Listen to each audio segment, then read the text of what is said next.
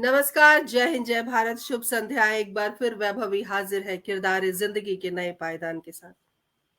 आप सभी का पसंदीदा कार्यक्रम किरदार जिंदगी जैसे जैसे परवान चढ़ रहा है, वैसे वैसे हमारे पास एक से बढ़कर एक शख्सियत जुड़ते जा रहे हैं। और उन शख्सियत को हम लोगों ने जैसे हम हमेशा कहते हैं कि हमने एक माला पिरोई है। उस माला में एक से बढ़कर एक नायाब हीरे हैं, मोती हैं और बेशकीमती रत्न है। उस रत्न को एक और रत्न से हमने जोड़ा और आज 83 एपिसोड लेकर हम पहुंचे हैं। और बहुत अच्छा लगता है जब इतना लंबा पायदान आप पार करते हो और इतने खूबसूरत व्यक्तित्व आपसे जुड़ते हैं। बहुत कुछ कहना होता है, सुनना होता है, बहुत कुछ जानना होता है। दर्शकों, एक ऐसे शख्सियत से आप आज आज मिलेंगे जिनके बारे में अगर मैं कहूं कि पुलिसकर्मी जब होते हैं, जब हम पुलिसकर्मी की के बारे में ज़िक्र करते हैं, पुलिसकर्मी की बात करते हैं, तो ज़हन में कहीं न कहीं ये बात आती है कि जो पुलिस है वो या तो करप्ट है, भ्रष्ट है, या वो आम जनता की सुनती नहीं है, या बहुत सारी नकारात्मक चीज़ें पुलिस के साथ आँख मिचौली खेलती आई हैं। लेकिन जिस पुलिसकर्मी से आज आपको मिलवाने जा रही हूँ, आप उनके बारे में सुनेंगे तो शायद आप दाँतों तले उँगली दबा बैठेंगे। जी हाँ, मैं सब इंस्पेक्टर ज्योति देवी की बात कर रही हूँ। एक ऐसी शख्सियत से मिलवाने लेकर आई हूँ जिन्होंने न सिर्फ भारत का मान बढ़ाया, बल्कि इंसानियत को इतना ऊपर अपनी अपनी नज़र में, हमारी नज़र में और देश और दुनिया की नज़र में इंसानियत को इतना बढ़ावा दिया, इंसानियत को इतना ऊँचा किया है, जिसकी एक मिसाल है ज्योति। और ज्योति क्यों है मिसाल और आज के कार्यक्रम का हिस्सा क्यों है, बताने जा रही हूँ। बताना चाहती हूँ कि ज्योति एक ऐसी शख्सियत है जिन्होंने 250 बच्चे का जो बच्चे गुम हो जाते हैं, गुमशुदा बच्चों का रेस्क्यू किया इन्होंने और 250 बच्चों को ढूँढा। 250 बच्चे मायने रखते हैं, एक बच्चा गुम जाता है। हमारा बच्चा हो या आपका बच्चा हो तो हम बड़े हताश होते हैं, परेशान होते हैं, रातों की नींद हमारी हराम हो जाती है, दिन का चैन खो जाता है। आप सोचिए कि उस 250 परिवार की क्या हालत होगी। और एक उम्मीद की किरण हाथों में थामे, सच्चाई की मशाल लेकर वो व्यक्ति आगे बढ़ता है और वो व्यक्ति क्या कुछ करता है, उसका पूरा जो व्यक्तित्व है वो इतना खूबसूरत है कि किरदार ज़िंदगी का हिस्सा बनाने से हम रह नहीं पाए और बहुत जल्दी उनको हमने आमंत्रित किया। और सबसे खुशी की बात है कि ऑन ड्यूटी हमारा आमंत्रण स्वीकार करके हमारे पोर्टल पर आए, उसके लिए हम तहे दिल से उनका शुक्रिया भी करेंगे, उनका अभिनंदन भी करेंगे, उनका हम स्वागत भी करेंगे। और ज्योति के बारे में थोड़ी-सी जानकारी देना चाहती हूँ कि कांस्टेबल के पद पर थीं, दिल्ली पुलिस में, रोहिणी में पोस्टेड हैं। और कहते हैं ना कि उन्नति जब होती है, वो एक सुखद अनुभूति होती है। और जब उन्होंने इतने बच्चों को रेस्क्यू किया, उनकी उन्नति हुई और 3 बार गवर्नमेंट से भी दिल्ली के चीफ मिनिस्टर से भी उनको बहुत पुरस्कार मिल चुका है। अरविंद केजरीवाल जी के द्वारा वुमेन्स डे के ऊपर 2022 में उनको पुरस्कार मिला है। उसके अलावा 9 बार उन्होंने ब्लड डोनेट भी किया है। अब कहते हैं पुलिस वाला तो कुछ करता ही नहीं है, ये पुलिस वाली है, हंटर वाली है जो बहुत कुछ करती है, बहुत कुछ कर रही है। अचीवमेंट इनकी है जैसे कि मैंने पहले ही आपको बताया, आउट ऑफ टर्न प्रमोशन इनको मिला है। हमारे सीपी दिल्ली है, उनको 3 बार इनको अवार्ड मिला है। इनकी बहुत सारी उपलब्धियाँ हैं, लेकिन मैं चाहती हूँ कि बिना विलंब किए, मैं तो ऐसे ही बोलती रहूँगी लेकिन बिना विलंब किए हम ज्योति से डायरेक्ट मिलते हैं, ज्योति से बात करते हैं और सारी उन दकियानुसी जो बातें हैं, जो कहते हैं कि पुलिस वाले कुछ नहीं करते, आज सबका मुँह बंद करते हैं। आइए हम ज्योति से मिलते हैं। ज्योति, बहुत-बहुत स्वागत, अभिनंदन। Thank you so much ma'am, thank you. आपने हमारा आतिथ्य स्वीकार किया, आपने हमारा रिक्वेस्ट एक्सेप्ट किया, उसके लिए बहुत-बहुत अभिनंदन, बहुत स्वागत और बहुत हम शुक्रगुज़ार हैं कि हमसे ऑन ड्यूटी आप आकर हमसे बात कर रही हैं और आपको सुनने, देखने के लिए बहुत सारे जो दर्शक हैं, वो हमारे साथ जुड़ गए हैं। केंद्रीय हिंदी निदेशालय की पूर्व निदेशक डॉक्टर पुष्पलता तनेजा जी हमारे साथ जुड़ गई हैं, स्वागत अभिनंदन करती हूँ। हमारे साथ गुलशन ग्रोवर जी जुड़े हुए हैं, बहुत-बहुत अभिनंदन। पटल के मुख्य सलाहकार आदरणीय सुरेंद्र शर्मा सागर जी जुड़ गए हैं, उमंग सरीन जी जुड़ गई हैं, बहुत अच्छी शायरा हैं, बहुत अच्छी लेखिका हैं, बहुत-बहुत अभिनंदन, स्वागत। सभी का अभिनंदन है, सभी का स्वागत है और वाक़ई उन्होंने लिखा है ज्योति को सलाम, तो सलाम है ज्योति और आपके जज़्बे को भी हम नमन करते हैं। अ, थैंक यू सो मच अच्छा विभा जी। ज्योति और आपसे एक जी, आपसे एक रिक्वेस्ट है थोड़ा-सा आप बीच में कैमरे को थोड़ा हिला लीजिए कैमरे को। हमारे सुरेंद्र भाई साहब कह रहे हैं कि ज्योति जी थोड़ा अच्छे से दिखें क्योंकि एक बेहतरीन शख्सियत से हम मिलने वाले हैं। जी, बहुत बढ़िया। ठीक है। तो बहुत अभिनंदन है, स्वागत है और मैं क्या कहूँ, हम गदगद हैं, हमारा पटल धन्य हो गया आप जैसी शख्सियत को पाकर। Thank you so much Vibha ji. ये मेरा भी सौभाग्य है कि इतने ग्रेट लोगों से मुझे ऑनलाइन जुड़ने का मौका मिल रहा है। और आपने जो तारीफ की है उसके लिए तो हार्दिक अभिनंदन कि पुलिस के लिए इतने रिस्पेक्ट के शब्द हमें कम ही सुनने को मिलते हैं। नहीं, पुलिस ऐसी बात नहीं है। अ, ये भी एक भ्रांति है और ये मिथ्या है और इसको आज हम इस पटल के माध्यम से ज़रूर दूर करने की कोशिश करेंगे। ज्योति जी जिस तरह हम अपने कार्यक्रम की शुरुआत करते हैं, तो हम हमेशा अपने अतिथि से कहते हैं कि आप अपने पारिवारिक पृष्ठभूमि के बारे में हमें बताएँ। तो आप जी। अपने परिवार के बारे में बताएँ। हमें पता है आप हरियाणा की बेटी हैं और हरियाणा की मिट्टी में जो एक जोश है, जो उत्साह है, वो आपके काम में दिखाई देता है। रोहतक में कोई गाँव है ज आप बता रही थी, आप हमें बताएँ कि और तमाम सुधी श्रोताओं को एक बात ज़रूर बताना चाहती हूँ, इनकी जितनी बहनें हैं, 5 या 6 बहनें हैं शायद आपकी। और सब यस। सशक्त महिलाएँ हैं और आपके पिताजी को मैं इस मंच के माध्यम से नमन करती हूँ कि उन्होंने हौसला दिया, बेटियों को जहाँ पढ़ने के लिए नहीं दिया जाता, वहाँ पर उनकी बेटी पुलिसकर्मी है। बहुत-बहुत साधुवाद और आप अपने परिवार के बारे में हमें बताएँ। विभा जी थैंक यू सो मच। और मेरे फादर आज इस दुनिया में तो नहीं है, बट उनको गर्व बहुत है कि मैं उनकी बेटी हूँ। और मेरा जन्म हुआ हरियाणा के एक छोटे से गांव नयाबाद में, जो रोहतक डिस्ट्रिक्ट में पड़ता है। और मैं हम 7 बहनें हैं और एक सबसे छोटा एक भाई है। क्योंकि आपको पता है कि आज से अगर हम 20-25 साल पहले की भी बात करें तो जो प्रायोरिटी दी जाती थी वो बेटों को दी जाती, कि बेटा होना बहुत जरूरी है घर में। तो लेकिन मेरे फादर सीआईएसएफ में थे और उन्होंने कभी हमें बेटी नहीं कहा। वो ये बोलते थे कि ये मेरे बेटे हैं और हमेशा उन्होंने बेटा कह के ही संबोधित किया। और उन्होंने जो हिम्मत हमें दी थी कि बेटा आप आगे बढ़ो और कुछ करो, तो वो कहीं ना कहीं उनके संस्कार हैं जो मैं आज अपना काम अच्छे से कर पा रही हूँ। उसके बाद मैंने 12th पास की।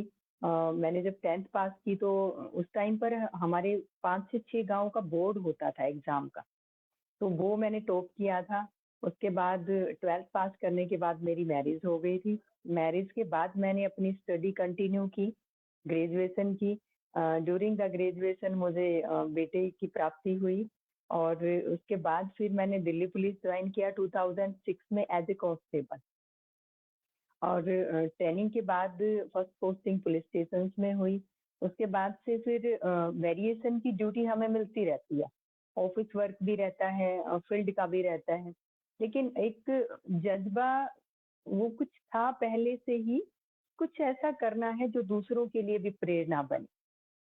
और उसी मिशन की जो एक चाह होती है वो कहीं ना कहीं हमारे काम में कुछ परमात्मा की आशीर्वाद से और कुछ हमारे बड़े बुजुर्गों के संस्कारों से वो हमें मिल जाता है। और काम बहुत सारे अच्छे किए, बहुत सारे केसेस ऐसे रहे वो वर्कआउट हुए, लेकिन वो संतुष्टि को मिल नहीं पाई थी जो मन चाह रहा था।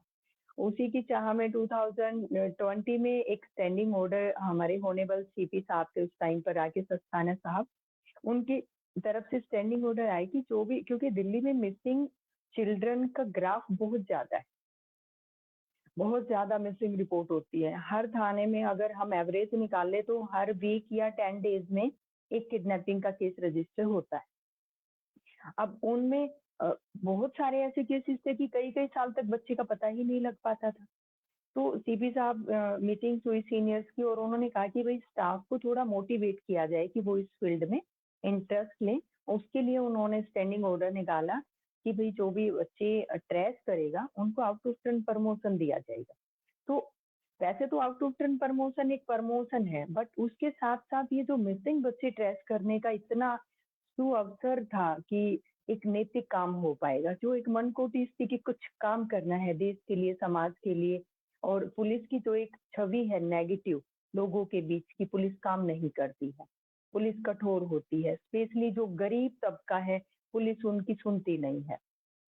तो उसी मिशन पे मैंने 2021 से काम स्टार्ट किया और जब मैं इससे जुड़ी तो वाक़ई में दिल को तसल्ली मिली कि ह्यूमन नेचर में जन्म लेने के बाद कुछ तो किया है कि भगवान को ये कह सके कि हमने ये काम किया है। और मेरे पुलिस डिपार्टमेंट की तरफ से तो बहुत अच्छा सराहनीय है, आप जैसे अच्छे लोगों की बहुत ब्लेसिंग्स मिली हैं। और अगर हम बात करें केसेस की, मिसिंग बच्चा जो किड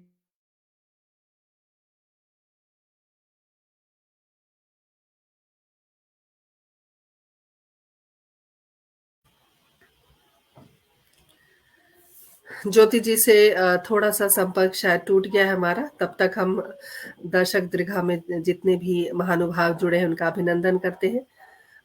उमंग जी लिख रही हैं आवाज़ ठीक है, बिल्कुल आवाज़ ठीक आ रही है और हमारे साथ कभी हाँ जी। कमांडो जी जुड़ गए हैं। ज्योति आपको सुनने के लिए पूर्व कमांडो समोद सिंह जी जुड़ गए हैं, बहुत-बहुत स्वागत अभिनंदन करती हूँ। सर आपका बहुत थैंक यू अभिनंदन है, सो स्वागत है। ज्योति अगर पॉसिबल है तो क्या आप अपना हेडफ़ोन डिस्कनेक्ट कर सकती हैं? मच। यस, यस मैम, मैं शायद इन मैं लोगों को ना थोड़ी आवाज़ आपकी कम आ रही है। एक बार आप चेक अच्छा कर मैम, लें। अब हाँ, बिल्कुल जी, ठीक जी। है।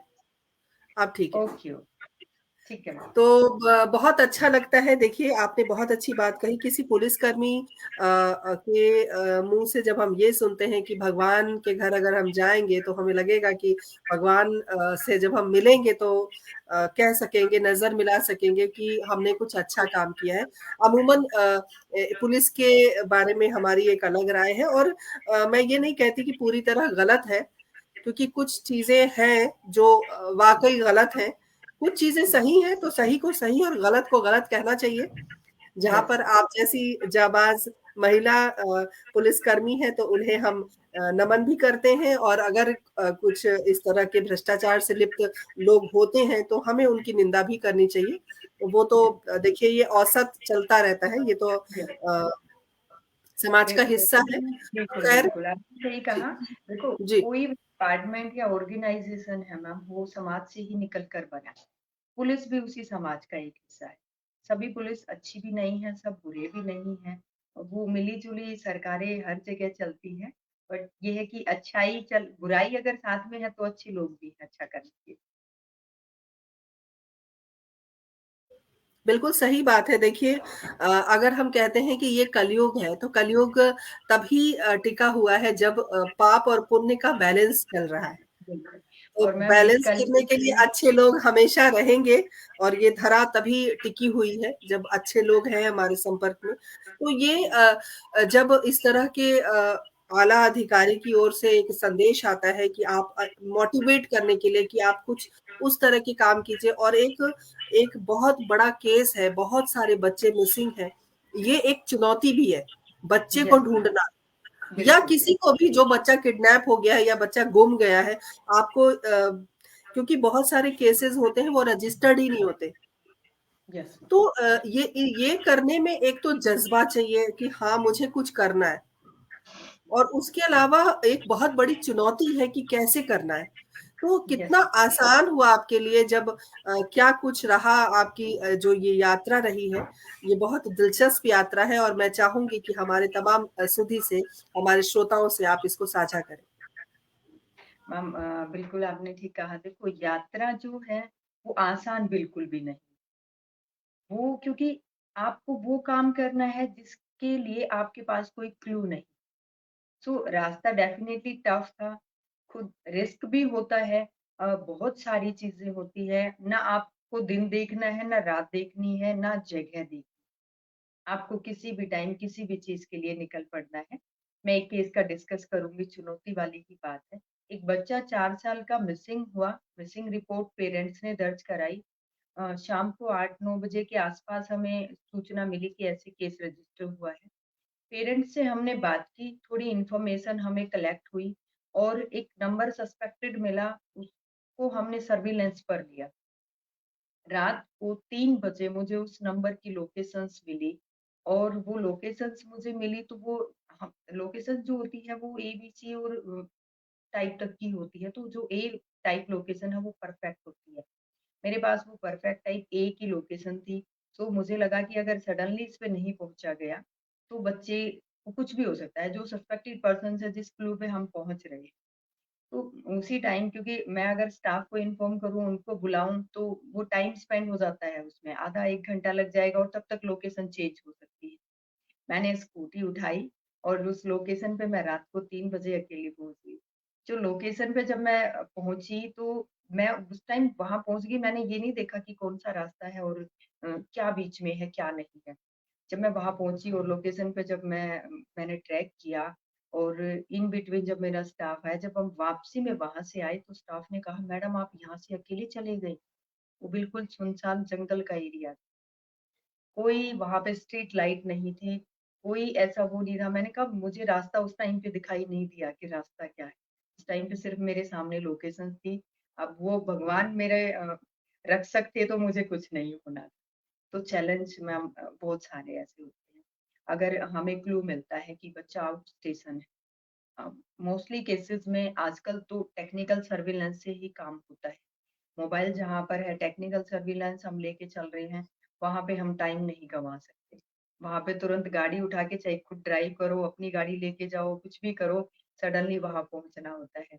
एक केसेज़ में 3 बच्ची मिसिंग थी, 5 इयर्स, 7 इयर्स और 9 इयर्स।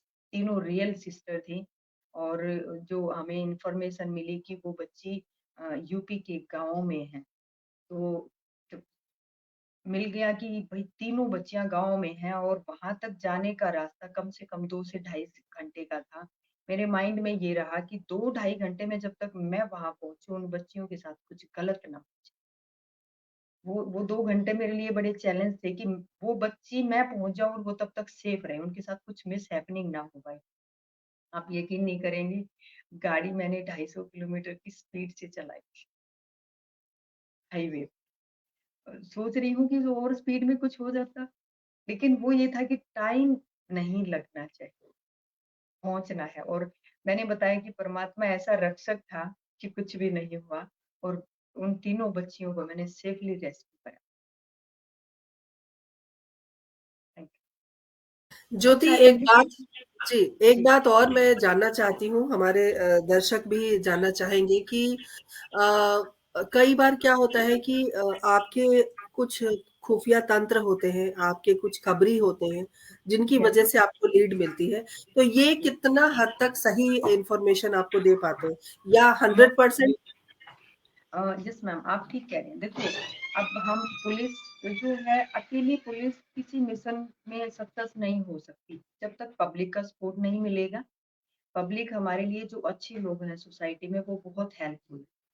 ये जो मैंने बताया 3 बच्ची वाला जो मैंने केस हैंडल किया, इसमें कोई टेक्निकल सर्विलेंस नहीं था। यहाँ पे इन्फॉर्मर मेरे लिए काम कर रहा था कि उसको ये पता था कि बच्ची कैसे कौन लेके गया है और वो कहाँ गया होगा। उसकी इन्फॉर्मेशन पे मैं एग्ज़ैक्ट प्लेस पे पहुँची। बहुत सारे केसेज़ में इन्फॉर्मर हमारे लिए बहुत इम्पोर्टेंट है और वो हमें एग्ज़ैक्ट इन्फॉर्मेशन देते हैं। उसके लिए हम उनको बेनिफिट भी देते हैं। कई बार अपनी पॉकेट से हम उनको फाइनेंशियली हेल्प या उनको जो भी चाहिए, जो डिमांड उनकी जेन्युइन रहती है, हम उनको वो हेल्प करते हैं। तो ज्योति एक बात बताइए, जब आप इतना रेस्क्यू ऑपरेशन में आप जाते हो, इस तरह से बच्चों की या सिर्फ बच्चे नहीं हैं, बहुत सारे और भी मिसिंग लोग होंगे, एडल्ट होंगे, बुजुर्ग होंगे, यस, यस तो मैम। सरकार की तरफ से कितनी सुविधाएं आपको प्रोवाइड की जाती हैं, कितनी सुविधाएं दी जाती हैं जिसके लिए आपको रेस्क्यू करना आसान हो? मैम देखो, गवर्नमेंट की तरफ से बहुत ज़्यादा फैसिलिटी प्रोवाइड नहीं होती। एक तो ऐसा नहीं है कि हमें कहीं भी जाना है तो हमारे पास गवर्नमेंट की गाड़ी नहीं होती, हमें अपनी प्राइवेट गाड़ी हायर करनी पड़ती।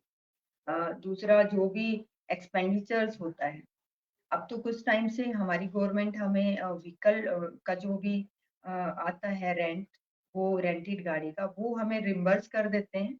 बट पहले वो भी नहीं होता था। अपने पास से ही आपको सारा स्पेंड करना है। तो गवर्नमेंट का सपोर्ट है, लेकिन अगर हम प्रॉपर चैनल से चले कि हाँ, हमें गाड़ी हायर करनी है, परमिशन लेनी है, सो मैम जो हीनियस केसेस के क्राइम है, जहाँ पे सडन सब कुछ आपको करना है, वी कांट वेट। वेट करेंगे तो फिर घटना घट जाएगी और फिर कुछ नहीं बचता है। और हमें चैलेंज यही होता है कि सब कुछ सेफली लेना है, हमें टाइम नहीं गँवाना। एक केस का मैं आपसे और डिस्कस करूँगी। जो बच्चों के किडनैपिंग के केसेस हैं मैम, बहुत वेरी इनमें वेरिएशन से आप छोटे बच्चे रियल किडनैपिंग से लेकर घर से रास्ता भूल गए हैं, या किन बहुत सारे केसेस में फैमिली डिस्प्यूट भी रहे हैं। हस्बैंड वाइफ का डिस्प्यूट है, हस्बैंड ही बच्चे को उठा के चला गया है, माँ को पता नहीं है, या रिलेटिव्स हैं वो बच्चे को ले गए हैं। तो दूसरा, जैसे अगर हम बात करें थोड़ा-सा टीन एज में, तो बच्चे इमैच्योर स्टेज में हैं और वो किसी की भी बातों में आ जाते हैं। कोई बोलता है आपको जॉब लगवा देंगे, आपकी अच्छी इनकम होगी, आपको काम दिलवा देंगे, तो वो भी उनके बहकावे में अपना घर छोड़ देते हैं। इतना वेरिएशंस है। और मैम रियल किडनैपिंग का केस मैं आपसे डिस्कस करूँगी। एक 7 मंथ का एक बच्चा किडनैप हुआ क्लस्टर एरिया से। उनके घर पे एक लेडीज़ आती है, वो बोलती है कि गवर्नमेंट ने मुझे भेजा है कि ये लॉकडाउन में जिनके घर बच्चे पैदा हुए हैं, उनको गवर्नमेंट 6000 पर मंथ पैसा देगी। अब जो पुअर पीपल है उसके लिए 6000 पर मंथ बहुत वैल्यू रखता है। तो वो एग्री हो गए, बोले कि हाँ, क्या करना है? तो उन्होंने कहा कि आपको हमारे साथ हॉस्पिटल चलना है, आपके वहाँ डॉक्यूमेंट बनेंगे। उनको लेके हॉस्पिटल में आते हैं और वहाँ पेरेंट्स को बाहर बिठाया, बच्ची को लेके एक रूम में अंदर गए कि मैं अभी आती हूँ। पेरेंट्स को जब 10 मिनट हो गई, बाहर नहीं आए, तो उन्होंने देखा तो वो रूम नहीं था। वो एक साइड से एंटर था और दूसरी साइड से एग्ज़िट था, वहाँ चेयर्स वगैरह। अब वो उनको ये हुआ बच्चा नहीं है, उन्होंने रिपोर्ट दर्ज कराई। अब हॉस्पिटल्स की प्रेमाइस में कोई ऐसा कैमरा भी नहीं था कि हम ये सर्च करें कि बंदा कौन है। तो बड़ा चैलेंजिंग था। 7 मंथ का बच्चा और वो ट्विन्स बेबी थे।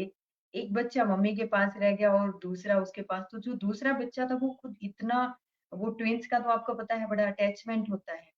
तो वो बच्चा इतना परेशान कि उसका भाई नहीं है उसके साथ। और उस केस में मैम हमने पूरी टीम वर्क ने काम किया। 15 के आसपास हमारा स्टाफ था। हमने सुबह 8 बजे से लेकर रात को 8 बजे तक पैदल कंटिन्यू बैक टू बैक कैमरे हमने सर्च किए। और गॉड की दया से हमें एक जगह ऐसा क्लू मिला, क्योंकि लॉकडाउन में सब फेस पूरा ऐसे कवर्ड करके सिर बांध के, तो यही नहीं पता लग रहा था कि फेस क्या है। एक जगह उस लेडीज ने अपना मास्क उतारा और वो जैसे उसने मास्क उतार के उसको दोबारा टाइट किया, उस ड्यूरेशन में उसका फेस हमारे सामने आ गया। और उसको हम बैक टू बैक कवर करते हुए रात को 8 बजे हम उस लेडीज के घर तक पहुंचे, जहाँ पे वो बच्चा हमें। अब ये देखो, सुबह 8 बजे से रात के 8 बजे 12 घंटे हमारा पूरा स्टाफ, दिल्ली के कितने किलोमीटर का एरिया हम पैदल चल गए बिना कुछ भी खाए पिए। हमें ये नहीं था कि पानी भी पीना है, होश नहीं था। ये था कि 7 महीने का बच्चा है, रियल किडनैपिंग हुई है, उसका मर्डर भी हो सकता है, उसको बेचा भी जा सकता है, उसके ऑर्गन्स भी निकाले जा सकते हैं, उसके साथ कुछ भी मिसहैपनिंग हो सकती है। और उस केस में मैम हस्बैंड वाइफ दोनों सम्मिलित थे, दोनों अरेस्ट हैं और आज भी वो जेल में हैं। मेरी उस केस में अभी एविडेंस थी, तो मैं गई तो वो बच्चा उस टाइम 7 महीने का था, वो 3.5 साल का हो गया है। उसको देखकर तो मुझे ज्योति, बहुत खुशी हुई। ये पता चला कि उन्होंने किडनैप क्यों किया था? उनके मैम बेबी नहीं था या उन्होंने कुछ और बात थी? हाँ, नहीं, उन्होंने हमने अच्छा इंटेरोगेट किया। उनका जो मोटिव था वो ये था कि बच्चे को उठा लिया और उस बच्चे को वो कहीं आगे सेल आउट करना चाहते थे, ऐसे पेरेंट्स को जिनके अपने बच्चे नहीं और वो उनसे अच्छी खासी रकम लेना चाहते। और मैम हमने कई केसेस सोल्व किए, दिल्ली में क्या ऑल ओवर इंडिया में भी लोग हैं इस टाइप के। वो गैंग चलाते हैं, वो न्यूली बोर्न बेबीज को उठाते हैं या जो क्लस्टर एरियाज में है, जो पुअर हैं, उनको लालच देते हैं कि आपके घर अगर 2 बेटी हैं, अगर तीसरी बेटी होगी तो वो आप हमें गोद दे देना। वो पेरेंट्स एग्री हो जाते हैं क्योंकि उनको नॉलेज नहीं है और वो उनको कुछ भी अमाउंट 10,000 20,000 दे के वो बच्चा पैदा होते ही ले लेते हैं। उस बच्चे को आगे वो सेल आउट कर। तो ये हमने ऐसे भी उन पे केसेस पे काम किया, ऐसे गैंग भी बहुत अरेस्ट हुए हैं और उनमें भी तो बहुत सारा है मैम। हम इतनी रखते हैं कि एक भी बच्चा किडनैप ना हो जाए। अब ऑल ओवर दिल्ली की अगर बात करें, हमारी बहुत ज़्यादा टीमें काम कर रही हैं केसेस पे। हर डिस्ट्रिक्ट से हमारे स्टाफ 4-5 स्टाफ काम कर रहे हैं। जब जैसे मैंने बताया था कि मेरी फ्रेंड है सीमा ढाका, सबसे पहले उन्होंने काम किया था, उसके बाद फिर मुझे प्रमोशन मिला, तो जो जूनियर स्टाफ है वो बहुत मोटिवेट हुआ और सब काम कर रहे हैं। अब बड़ा अच्छा लगता है, एक भी 363 का जो हमारा किडनैपिंग का केस है, वो नॉन वर्कआउट नहीं रहता, 100% वर्कआउट होता है। और सीपी साहब तो फिर खुश हैं ही कि अच्छा ग्राफ चल रहा है, प्लस जो ब्लेसिंग्स मिल रही है ना, सोसाइटी में पुलिस की एक अच्छी इमेज जो सामने जा रही है, वो दिल को बड़ी तसल्ली बिल्कुल देती ज्योति, ब्लेसिंग आपको यहाँ पर भी मिल रही है। और डॉक्टर पुष्पलता तनेजा जी ने लिखा है आपके ऊपर उनको गर्व है। उसके अलावा उमंग सरीन जी ने लिखा है सलाम ज्योति जी को। उसके अलावा और भी संदेश आए हैं और उन्होंने ये भी लिखा है कि वो भी हरियाणा से है, तो बड़ी अच्छी बात है। और हमारे कमांडो साहब ने लिखा है, उनके भी एक संदेश है, मैं पढ़ना चाहती हूँ। अ, कर्मण्येवाधिकारस्ते मा फलेषु कदाचन। बिल्कुल सही बात है, हमको कर्म करना है, फल देने वाला ईश्वर बैठा है और गर्व होता है, उन्होंने ये लिखा है। और बहुत सारे संदेश आ रहे हैं हमारे साथ। निधि भार्गव मानवी बहुत अच्छी कवित्री हैं, जुड़ गई हैं हमारे साथ, स्वागत अभिनंदन। हमारे साथ रुपेश कुमार झारखंड की धरती से जुड़े हैं, बहुत बहुत स्वागत अभिनंदन। सभी बने रहिए, सभी हमारे साथ जुड़े रहिए और एक ही गुजारिश करती हूँ, कार्यक्रम को ज्यादा से ज्यादा शेयर कीजिए ताकि ज्यादा से ज्यादा लोगों तक ये बात पहुंचे कि एक ज्योति है जिन्होंने इतने सारे बच्चों को जीवन दान दिया। बने रहिए हमारे साथ ज्योति। चुनौतियां बहुत आती हैं, मुश्किलें बहुत आती हैं, परिवार का कितना सपोर्ट है एज अ वुमन, और वो भी पुलिस वाली, जिनके न जाने का ठिकाना न आने का ठिकाना घर का।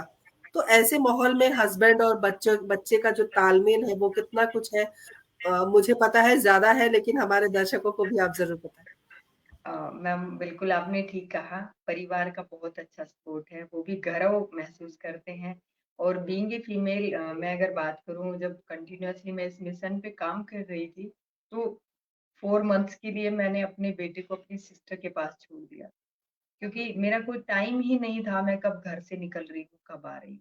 कई बार ऐसे हुआ कि 4-4 5-5 दिन तक मैं घर से बाहर रही, तो बच्चे की पढ़ाई सफ़र हो रही थी, मैंने सिस्टर को पास ड्रॉप किया, उन्होंने केयर की और हस्बैंड ने जैसे-तैसे कच्ची-पक्की उन्होंने खुद बना के खाई है।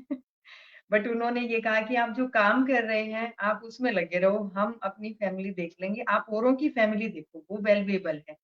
और थैंक यू मैम। और बड़ा अच्छा लगा मुझे, हमारे सीपी साहब हैं अभी जो संजय अरोड़ा साहब, उन्होंने अवार्ड दिया था और उन्होंने वहाँ पे जब स्टेडियम में अवार्ड दिया, तो उन्होंने बोला था कि ऐसे पुलिस ऑफिसर्स भी हैं जिन्होंने अपने बच्चों का टाइम कम करके और दूसरों के बच्चों को टाइम दिया है। तो वो मेरे लिए बड़ा गर्व का पल था कि मैं किसी और के बच्चों के काम आ पाई। और मेरे जीवन का जो टाइम था वो मैंने उनको नहीं दिया, वो उनके हिस्से का था जो मेरे माध्यम से उनको मिलना। बिल्कुल सही कह रही हैं, और ये मौसम का तकाजा है, थोड़ी सी ऐसे ही हो रहा है। और उमंग सरीन जी ने लिखा है कि मैं सांस रोक कर सुन रही हूँ, खूब तरक्की करो। तो ये जज्बा है आपके लिए, लोगों के मन में इतनी शिद्दत से लोग प्रोग्राम को देख रहे हैं और हमारे साथ अजीत सिंह जी जुड़ गए हैं, बहुत-बहुत स्वागत अभिनंदन करती हूँ। विनोद उपाध्याय हमारे साथ जुड़ गए हैं, बहुत-बहुत अभिनंदन स्वागत है। उन्होंने लिखा है we all proud of you. तो वाक़ई हम सब आप पर नाज़ करते हैं, आप पर गर्व करते हैं और थैंक यू। अ, ज्योति पुलिस ही क्यों मतलब पुलिस की नौकरी ही क्यों चुनी आपने? ये पहले से तय था या सडनली सब कुछ हुआ? नहीं मैम, ऐसे पुलिस की जो खाकी वर्दी है ना, वो अट्रैक्ट करती है। मैंने बताया मेरे फादर सीआईएसएफ में थे, मेरे अंकल, चाचा वगैरह सब आर्मी ऑफिसर्स हैं। सो जो एक माहौल था वो एक खाकी का माहौल था मेरे घर का। तो बचपन में मैं खुद ये सोचती थी कि मुझे भी पुलिस बनना है, खाकी वर्दी पहननी है। तो वो जो चाह थी वो आगे तक चलती रही और मैंने मेहनत की और मैं पुलिस में सेलेक्ट हुई। और आज जो मेरी पहचान है, वो मेरी दिल्ली पुलिस ही मेरी पहचान। मेरे नाम से पहले लिखा जाता है एएसआई ज्योति देव। तो दिल्ली पुलिस ही नाम, पहचान और पद वही है। तो गर्व महसूस होता है कि मैं उस खाकी का हिस्सा हूँ, जो सबके लिए हमेशा खड़ी रहती बिल्कुल सही कह रही हैं, पारिवारिक माहौल भी बहुत कुछ कहता है, बहुत कुछ उसके ऊपर निर्भर करता है और हमारे साथ निरुपमा शर्मा जी जुड़ गई हैं, बहुत-बहुत स्वागत अभिनंदन करती हूँ। हमारे साथ इस्लाम अली जी जुड़ गए हैं, बहुत-बहुत अभिनंदन, स्वागत। सभी बने रहिए, जुड़े रहिए क्योंकि हम एक खास मेहमान से खास बातचीत कर रहे हैं। बहुत अच्छा लगता है ज्योति, जब मैं सच बताऊँ जब हम लोग ये किसी अगर मैं अपनी बात करूँ, कोई भी महिला साइकिल चलाए, कोई भी महिला कार चलाए, कोई भी महिला पायलट हो, एरोप्लेन चलाए या ई-रिक्शा तक चलाए, मुझे बहुत गर्व होता है। है। मुझे बहुत खुशी होती है कि महिलाएँ हर क्षेत्र में अपनी जो है अपने हौसले को दिखा रही हैं, अपनी किस्मत आज़मा रही हैं और बहुत अच्छा लगता है जब महिला आगे बढ़ती हैं।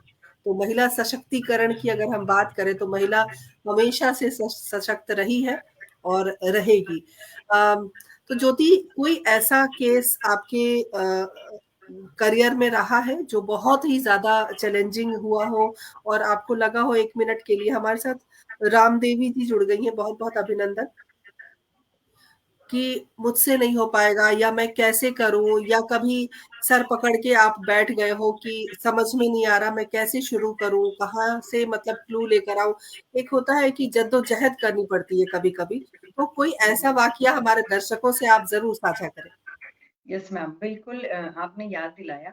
कई बार होता है देखो बहुत सारे केसेस तो हम इज़िली कनेक्ट कर लेते हैं, हमें कुछ क्लू मिल जाता है। लेकिन कुछ केस ऐसे होते हैं मैम वो ब्लाइंड केस होते हैं। ऐसा मत्थापच्ची आपको करनी पड़ती है और कई बार तो लगता है यार क्या करें? कुछ तो फिर हमें भगवान से ही प्रेयर करनी पड़ती है कि भगवान कुछ रास्ता दिखाओ। एक 3 साल का बच्चा किडनैप हुआ मैम, 4 महीने हो गए उसकी किडनैपिंग को लेकिन कोई क्लू नहीं मिल पा कुछ भी क्लू नहीं मिल रहा था। जो भी नंबर्स वगैरह थे, जो सर्विलेंस, जो मोबाइल यूज़ हुए थे, वो सब फेक आईडी पर थे, वो सब बंद हो चुके थे और जिन-जिन लोगों पे हमें शक था, वो सब हम इंटेरोगेट कर चुके थे। जहाँ-जहाँ जो भी जगह थी कि यहाँ इन्फॉर्मेशन मिल सकती है, वहाँ कुछ भी नहीं मिला और 4 महीने हो गए, जितनी भी टीम्स काम कर रही थी, सब टीम ने स्टॉप कर दिया। लेकिन मेरे ज़हन में घूमता रहा कि नहीं, ऐसा तो हो ही नहीं सकता कि हमें किसी केस पे पहुँच ना पाए, कुछ तो करना पड़ेगा। मैंने मैम जो नंबर्स थे जो बंद हो गए थे मैंने उनकी डिटेल ली। मैंने उनकी बैक टू बैक उनको कनेक्ट करना स्टार्ट कर दिया, कब वो इश्यू हुए, किन-किन लोगों से बात स्टार्ट हुई।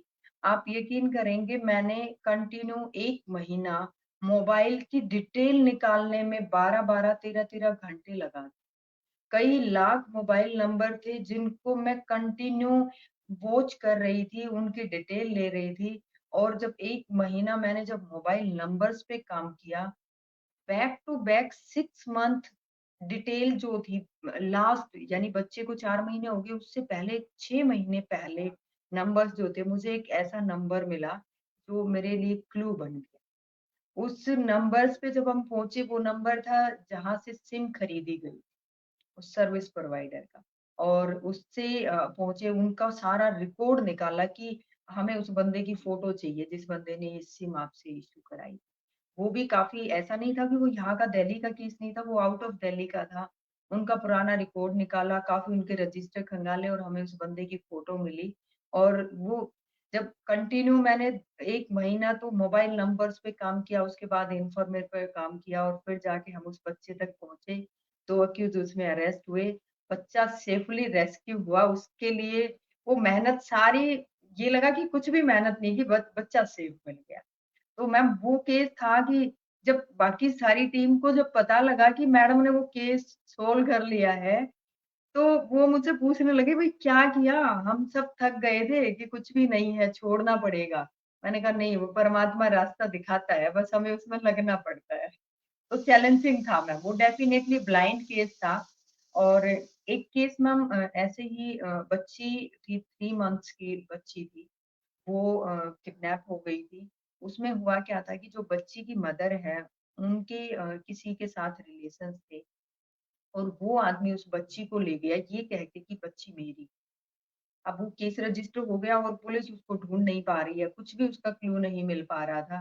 तो जैसे हमने जो काम किया वो सिर्फ़ मेरे पुलिस स्टेशन के केसेज़ पे काम नहीं किया, मैंने पूरे दिल्ली के केसेज़ पे काम किया है, वो किसी भी पुलिस स्टेशन में रजिस्टर हुआ हो। तो अदर ज़्यादातर जो केसेज़ हैं वो अदर पुलिस स्टेशन के ही हैं। उस पुलिस स्टेशन से जब हमें पता लगा कि ये केस है वर्कआउट नहीं हो पा रहा है, मैंने आईओ से इन्फॉर्मेशन ली तो आईओ के पास कुछ भी ऐसी ख़ास इन्फॉर्मेशन नहीं थी कि वो कहाँ गया है, क्या हुआ है। तो मैम और जो उनका एड्रेस था वहाँ पे कोई नहीं रहता था क्योंकि ज़्यादातर रेंटेड हाउस पे रहते हैं। बहुत सारे लोग पुलिस वेरिफ़िकेशन भी नहीं कराते हैं, तो उनकी कोई आईडी कुछ भी नहीं होता है। अ, हम वो आपने बताया ना जैसे कि पुलिस के मुखबर होते हैं, वो मुखबर से ही एक थोड़ा-सा क्लू मिला कि वो यूपी के किसी गाँव का रहने वाला था। अब सोचिए यूपी कितना बड़ा है, किसी गाँव में कैसे कहाँ जाएँगी? बट फिर भी बच्ची बहुत छोटी थी और ऐसे छोड़ना नहीं था। क्लू निकाला रेलवे स्टेशंस के सीसीटीवी फुटेज चेक किए जिस दिन वो वहाँ से गया था और वो कहाँ पे उतरा, रेलवे स्टाफ की भी हमने हेल्प ली। एक क्लू मिला कि वो उस ट्रेन से उस स्टेशन पे उतरा। अब जिस स्टेशन पे उतरा है वो जंक्शन होता है, वहाँ से भी आगे जाने वाले बहुत सारे गाँव होते हैं। और वहाँ उस जंक्शन्स पे उतरने के बाद आगे कुछ क्लू नहीं मिल पाया, फिर लगा कि स्टॉप हो गया है। फिर थोड़ा-सा होता है ना कि जज़्बा फिर एनर्जी होती है कि नहीं यार फिर कुछ करेंगे, नए सिरे से फिर खड़े हो जाएँगी। और इन्फॉर्मेशन मिली, जो गाँव था वहाँ पहुँचे और जब वहाँ पहुँचे तो पता लगा वो बंदा जेल में उस बच्ची को जिसको वो यहाँ से किडनैप करके ले गया था, उसने वहाँ गाँव में जाके उस बच्ची का मर्डर किया और वो वहाँ उसके मर्डर केस में यूपी की जेल में बंद। अब आप सोचिए हमारे यहाँ केस रजिस्टर है, बच्ची किडनैप है, हमें अक्यूज़ का कोई क्लू नहीं है और अक्यूज़ वहाँ जेल में है। क्योंकि वहाँ की यूपी जिस जेल में था उनको ही नहीं पता था कि ये बच्ची को लेकर कहाँ से आया है। उसने कहा बच्ची मेरी थी, मैंने अपनी बच्ची को मार दिया है। वो केस ऐसे वर्कआउट हुआ, कनेक्ट हुआ। बस दुःख हुआ कि हम बच्ची को ज़िंदा नहीं रख पाए, लेकिन न्याय मिला, अक्यूज़ जेल में। अब उस पे डबल केस चल रहे हैं, वहाँ मर्डर का केस और हमारे यहाँ से किडनैपिंग का केस और वो जेल में। और देखिए, कई बार ऐसा होता है जब आपको इस तरह की समस्याओं से गुज़रना पड़ता है और हमारे साथ पुष्पलता जी ने बहुत प्यारा संदेश आपके लिए भेजा है और मैं उसे फ्लैश कर रही हूँ, आप भी देखें। उन्होंने लिखा है कि आप सब इंस्पेक्टर से बहुत आगे जाएँगी, आपको बहुत सारा आशीर्वाद है उनकी तरफ से, गुड लक कहा है उन्होंने। और हमारे साथ thank you ma'am, Ashish thank you so much. Ashish Bhavsar ji जुड़ गए हैं, बहुत-बहुत अभिनंदन, स्वागत करती हूँ। हमारे साथ सिंगल विजय जी जुड़ गए हैं, बहुत-बहुत स्वागत अभिनंदन करती हूँ। हमारे साथ ललन पोद्दार जी जुड़ गए हैं, बहुत-बहुत स्वागत अभिनंदन करती हूँ। सभी का अभिनंदन है, सभी का स्वागत है, सभी से एक ही गुज़ारिश है, कार्यक्रम को शेयर करते रहिए, क्योंकि ज्योति की कहानी दूर-दूर तक जानी चाहिए। पुलिस वालों ने बहुत कुछ किया है, कोविड-19 में हमने देखा और बस ये है कि एक जो समाज की जो एक विचारधारा है, उस विचारधारा को थोड़ा-सा बदलने की ज़रूरत है। सारे पुलिसकर्मी अ, वैसे नहीं होते जैसा आप सोचते हैं, मैं ज़्यादा कुछ नहीं कहूँगी। ऐसे भी होते हैं जैसे ज्योति हमारे साथ है, हमारे सामने है और बहुत अच्छा लग रहा है ज्योति आपसे बात करके। उसके अलावा तमाम सुधी श्रोताओं से मैं बहुत हाथ जोड़कर बहुत आभार प्रकट करती हूँ। हमारे साथ आप हमेशा जुड़ते हैं, हमारे कार्यक्रम की शोभा बढ़ाते हैं और हमारे कार्यक्रम को बहुत ज़्यादा शेयर भी करते हैं। एक गुज़ारिश और करती हूँ कि आप हमारे यूट्यूब चैनल को भी सब्सक्राइब करें। हिंदी साहित्य संस्थान दिल्ली का अपना यूट्यूब चैनल भी है, उसे भी सब्सक्राइब करें। और इससे सबसे ज़्यादा आसानी इस बात से आपको मिलेगी, सहूलियत मिलेगी कि जैसे ही हमारा कोई वीडियो लॉन्च होता है या हमारा कोई प्रोग्राम आता है, तो उसका नोटिफ़िकेशन आपको सबसे पहले मिलेगा। तो ज्योति जी अपने आप को थोड़ा सँभाल रही हैं, तब तक ज्योति जी को थोड़ा सँभलने का मौका देते हैं। निरुपमा जी, बहुत-बहुत अभिनंदन, स्वागत। और निरुपमा जी, आपसे एक शिकायत है, बहुत समय हो गया, वक्ता के रूप में आप हमारे साथ जुड़ी नहीं हैं, लेकिन हम गुज़ारिश करेंगे, आप हमारे साथ जुड़िए। और उमंग सरीन जी ने लिखा है कि लड़की को रिक्शा चलाते हुए देखा था और इन्हें बहुत अच्छा लगा। तो वाक़ई उमंग जी, ये हमारे लिए गौरव का विषय है कि सभी महिलाएँ अपने-अपने पैर पे, अपने-अपने क्षेत्र में आगे बढ़ रही हैं, पैर पे खड़ी हैं। और आप सबसे एक और विनती मैं करना चाहती हूँ कि आप जैसे परिचर्चाएँ हमारी होती हैं, अलग-अलग विषय पर हम बात करते हैं, आप हमें जितने विषय हैं ना, वो सुझाएँ। फेसबुक अभी आप देख रहे हैं कि एक नंबर फ्लैश हो रहा है, 9958157108। इस नंबर पर आप हमारे साथ संपर्क कर सकते हैं और बहुत सारे विषय आप हमें दे सकते हैं। आप हमारे पटल पर इस वक़्त भी जुड़े हुए हैं। आप हमें विषय सुझाएँ, उस विषय पर हम अपने विद्वान वक्ताओं के साथ ज़रूर बातचीत करेंगे और उससे मुझे उम्मीद है कि आप सभी लाभ प्राप्त करेंगे। और ज्योति जी सँभल गई हैं। ज्योति जी, जी मैम, अब एक्चुअली आप मैं ड्यूटी से जी, मैं जी, ड्यूटी जी। से आई थी तो फ़ोन की बैटरी अब लो हुई थी, मैंने चार्जिंग पे लगाया है। जी। ओहो! और आप खड़ी हैं, आप बैठ जाइए आराम नहीं, से, नहीं, नहीं, नहीं, फिर हम मैं बात। बैठी हूँ, आराम से बैठी हूँ, नॉट एन इश्यू। जी मैम। ये भी एक जज़्बा है। और जो हमारा पटल है वो आज धन्य है। एक ऑन ड्यूटी पुलिसकर्मी जो कि ड्यूटी निभाकर और इस तरह से देखिए जो आप कर रही हैं, एक समय था जब मैं आपको बताना चाहती हूँ कि हमारा ये कार्यक्रम बहुत लंबे समय से 2.5 साल से चल रहा है। एक बार मैं देवरिया के गाँव में थी, मैं किसी शादी में गई थी और उस दिन भी हमारा किरदार ज़िंदगी का प्रोग्राम था। आप यकीन मानिए वो ऐसा गाँव था जहाँ पर नेटवर्क बहुत लो था, बहुत दिक्कत हो रही थी और मैं जी, खिड़की के पास इसी तरह खड़ी थी जिस तरह आप खड़ी हैं।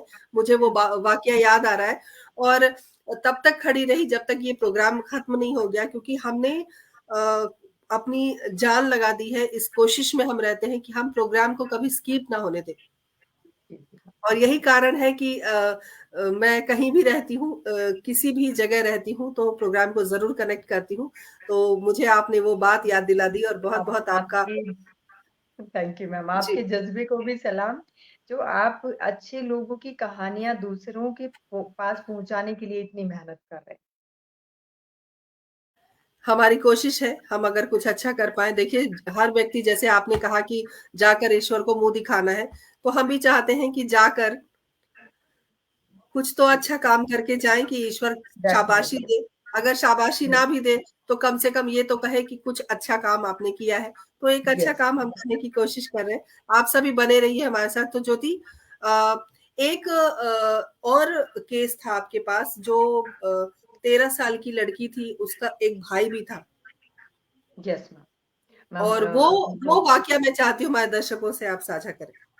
जी मैम, बिल्कुल एक्चुअली हुआ ये था मैम, 13 इयर्स की बच्ची थी और उसका 4 साल का छोटा भाई था जो अपनी बहन से बड़ा अटैच था। वो ज़्यादातर अपनी बहन के साथ ही रहता था। अब वो बच्ची थी और पड़ोस में ही कोई रहने वाला लड़का, उसने उस बच्ची को बहलाया, फुसलाया या कुछ भी लालच दिया, वो बच्ची उसके साथ जाने के लिए एग्री हुई। हमारे पास केस आया, घरवालों ने रिपोर्ट दर्ज कराई कि मेरी बच्ची इतने साल की और बच्चा घर से गायब है, हमें शक है कोई उनको ले गया है। केस रजिस्टर हुआ, हमने काम करना स्टार्ट किया। अब कोई मोबाइल नहीं बच्ची के पास, कोई क्लू नहीं कि बच्ची गई कहाँ पे। जब हमने इन्फॉर्मर वगैरह से अड़ोस-पड़ोस में पूछताछ की तो पता लगा कि पड़ोस से एक लड़का भी गायब। उसके फैमिली वालों ने कोई रिपोर्ट दर्ज नहीं कराई थी, बस ये पता लगा कि लड़का भी गायब है। उनकी फैमिली वालों को इंटरोगेट किया तो उन्होंने कहा कि जी लड़का थोड़ा आवारा टाइप का है, हमें नहीं पता कहाँ गया वो। हमने और कोशिश की, इन्वेस्टिगेशन स्टार्ट की। पता लगा कि वो लड़का उस बच्ची को लेकर हरियाणा के किसी गाँव में गया। अब वो कहाँ से गया है पता लगा, जिस गाँव में गया हम वहाँ पहुँचे। हमारे पास वो उसके किसी रिलेटिव की जहाँ पे वो गाँव में रुका था उसकी हमारे पास लोकेशन आ गई। हम उस लोकेशन पर जब वहाँ पहुँचे, तो जो लोकेशन शो हो रही, वहाँ हम आस-पास घूम गए क्योंकि लोकेशन कई बार टावर की होती है और हम कई किलोमीटर के एरिया में धक्के खाते रहते हैं, हम एग्ज़ैक्ट जगह पर पहुँच नहीं पाते।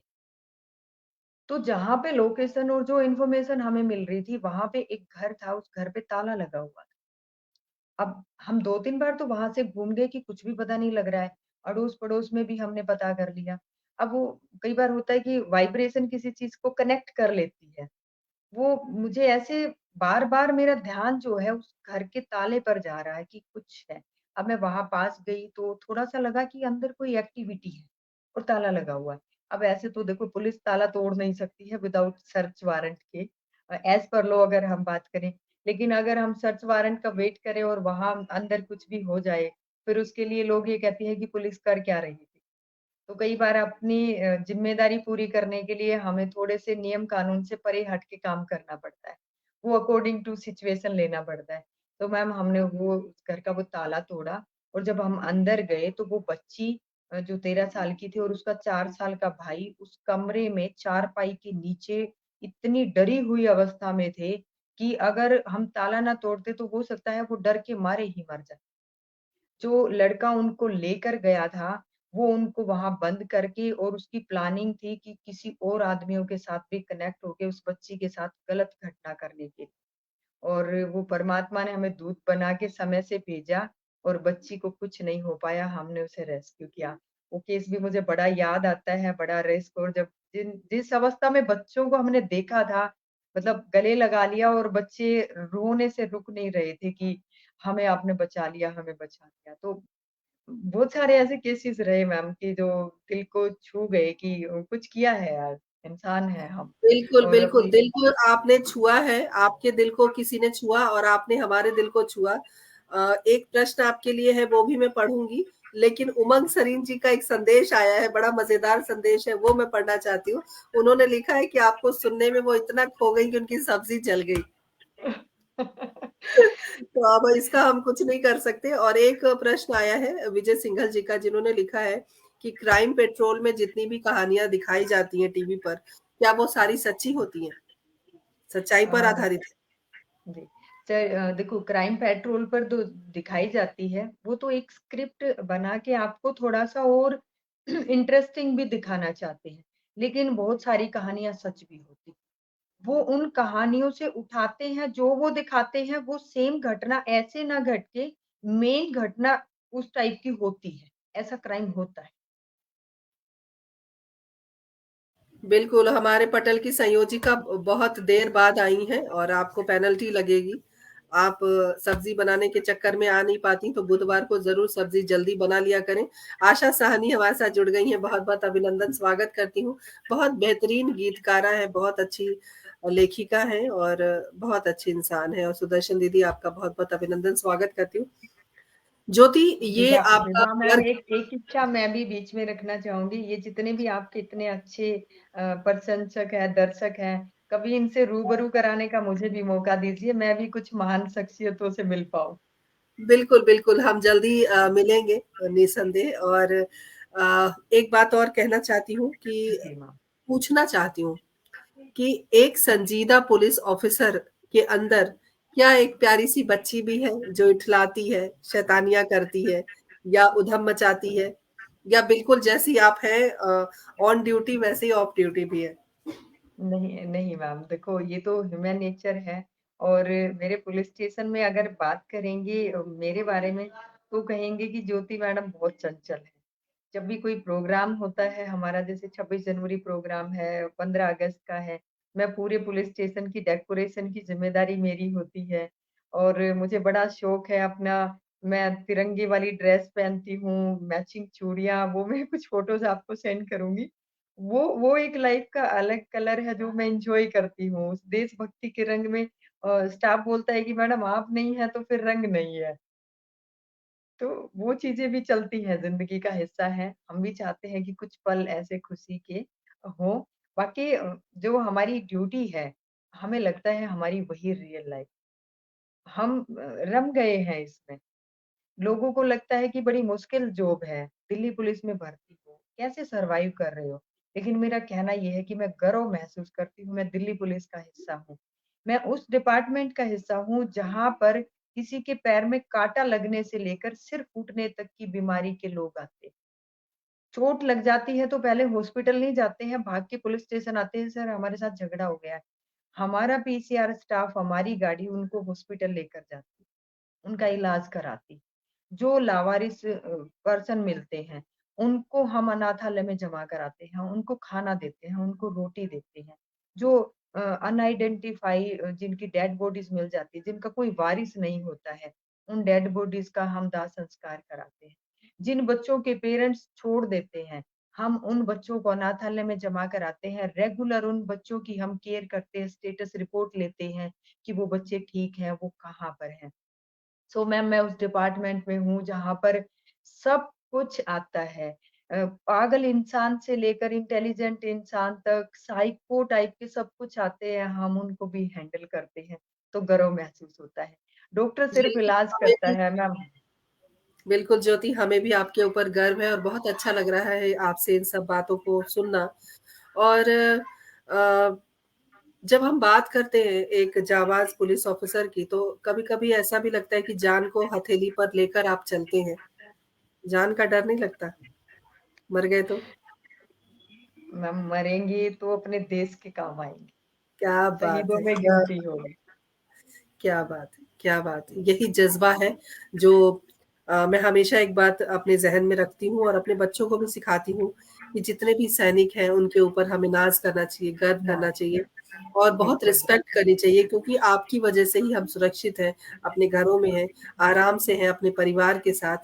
तो इस पटल के माध्यम से भी मैं तमाम सुधी श्रोताओं की तरफ से और अपनी संस्थान की तरफ से आप जैसे पुलिस कर्मियों को नमन करती हूँ। आपके जज़्बे को हम सलाम करते हैं, प्रणाम करते हैं, जो आप इतना कुछ हमारे लिए करती हैं। और जब हम बात करें एक महिला होने के नाते, जो महिला पुलिसकर्मी होती है, क्या कुछ आपके काम में चैलेंज भी आता है, दिक्कत भी होती है?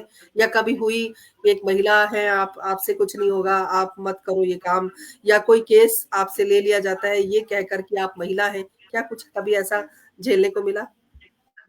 नहीं मैम, ऐसा तो देखो मैं अपनी लाइफ एक्सपीरियंस की बात करूँ तो आज तक ऐसा नहीं हुआ है कि ये केस आप नहीं कर पाएँगी, आप महिला हैं। अगर आपके अंदर जज़्बा है, आप इंटेलिजेंट हैं, तो महिला और पुरुष का कोई फ़र्क नहीं है। आप वो काम कर सकते हैं जो पुरुष नहीं कर सकते। इवन बहुत सारे केसेज़ में महिलाएँ सक्सेस हैं। उनका जो पोलाइट नेचर है, बहुत सारे एक्यूज़ को पकड़ने के लिए हमें भी थोड़ा-सा प्रेम जाल रचना पड़ता है, तो वहाँ महिला पुरुष से आगे होती है। तो ऐसा नहीं फ़र्क कभी हुआ, तो अच्छा है मैम। सब चलता है, स्टाफ का भी बहुत कोऑपरेशन होता है। वो डिपेंड करता है कि आप क्या हैं और आप किस शख्सियत से आप कितनी एपेबिलिटी से काम कर पाएँ। आप कैपेबल हैं, फिर वहाँ जेंडर मैटर नहीं करता। एक आखिरी सवाल मेरा कि कभी जब आप अपहरण के बहुत सारे केस रजिस्टर्ड होते हैं या आपके पास बहुत सारी इन्फॉर्मेशन होती है कि इतने बच्चे हैं या महिलाएं हैं या पुरुष है जो भी है, इतने पर्सन लापता हैं या खो गए हैं या फिर मिसिंग रिपोर्ट भी कहीं आती है, कहीं नहीं आती। लेकिन उसमें क्या होता है, एक सबसे ज़्यादा गंभीर मुद्दा तब आता है जब कभी कई बार बच्चे अगर मिल भी जाते हैं तो वो इन्फॉर्मेशन नहीं देते थाने को। और वो एक चैलेंजिंग होता है रोल आपके लिए भी कि बच्चा ऑलरेडी उनके घर में है, लेकिन थाने में खबर नहीं है कि बच्चा मिल चुका है। तो ये बड़ा मुश्किल दौर होता होगा आप लोगों के लिए, तो बिल उसे बिल्कुल। कैसे हैंडल करती हैं? मैम ज़्यादातर लॉकडाउन में ऐसा हुआ कि जब लोगों ने जैसे दिल्ली छोड़ के यूपी, बिहार, वेस्ट बंगाल तक के यहाँ पे लेबर टाइप के लोग आते हैं और वो लॉकडाउन से पहले यहाँ पर थे। लॉकडाउन में अगर किसी का बच्चा खो गया या उससे पहले खो गया था, बाद में वो लोग यहाँ से माइग्रेट कर गए, अपने पैतृक गाँव चले गए। अब बच्चा उनके पास है, हमारे यहाँ पे किडनैपिंग का केस है और उनके पास अपने कोई फ़ोन नंबर नहीं थे जो उन्होंने प्रोवाइड कराए थे, वो स्विच ऑफ थे। उनका कोई परमानेंट एड्रेस हमारे पास नहीं था। और बच्चा उनके पास है लेकिन पुलिस इन्वेस्टिगेशन कर रही है, बच्चे को ढूँढ रही है, बहुत मेहनत कर रही है। जब बहुत ज़्यादा मेहनत करके हम फैमिली तक पहुँचे तो उनका कहना ये था कि जी हमें नॉलेज नहीं थी कि पुलिस को बताना होता है हमारा बच्चा मिल गया। तो वहाँ पे थोड़ा इरिटेशन भी होता है यार कैसी जनसंख्या है हमारे देश की कि उनका बच्चा उनके पास है और वो अपनी रिपोर्ट के लिए पुलिस को सूचित नहीं कर रहे। सो मैम बहुत सारे हैं जो जिनको ज्ञान नहीं है। तो ऐसे भी केसेज़ आए कई। बाद में थोड़ा हँसी भी आई और गुस्सा भी आया, दोनों चीज़ें रही कि कितनी मेहनत हमने यूज़लेस कर दी यार, बच्चा तो आपके घर पे ही था। हाँ, तो सही बात है, लोग समझते नहीं हैं, लोगों को लगता है कि बस एक रिपोर्ट लिखवा दी और सब कुछ हाँ, नॉर्मल है। जी, जी। मैंने तो सोचा था कि ये मेरा आखिरी प्रश्न रहेगा, लेकिन चूँकि आप पुलिसकर्मी हैं तो बहुत सारे प्रश्न आ जाते हैं दिमाग में। आप मुझे एक बात और बताएँ कि अगर ऑनलाइन फ्रॉड होते हैं, तो जी, उसकी मैम। रिपोर्ट हम कहाँ करें? डायरेक्ट साइबर क्राइम में करें, उसके लिए क्या ऑनलाइन प्रावधान है या वुमेन सेल या फिर कैसे हम कर सकते हैं? मैम बिल्कुल, देखो आज के टाइम में मैम ऑनलाइन फ्रॉड सबसे ज़्यादा है। सबसे ज़्यादा केसेस ऑनलाइन फ्रॉड के हैं और ऑनलाइन फ्रॉड के लिए आपका ऑनलाइन क्राइम का पोर्टल है। आप साइबर कंप्लेंट जैसे ही गूगल पे टाइप करेंगे आपको पोर्टल मिल जाएगा। वहाँ पर आप अपनी ऑनलाइन अपने मोबाइल से, अपने पीसी से या आप अपने किसी भी साइबर कैफ़े से अपनी रिपोर्ट दर्ज करा सकते हैं। उसके अलावा 1091 हमारा एक नंबर भी है साइबर क्राइम कंट्रोल के लिए, वो भी हेल्पलाइन नंबर, आप वहाँ भी कॉल करके अपना कंप्लेंट रेज़ करा सकते हैं। उसके अलावा हर डिस्ट्रिक्ट में साइबर पुलिस स्टेशन बना हुआ है। आप वहाँ पर्सनली विज़िट करा के भी अपने साइबर की रिपोर्ट दर्ज करा सकते हैं।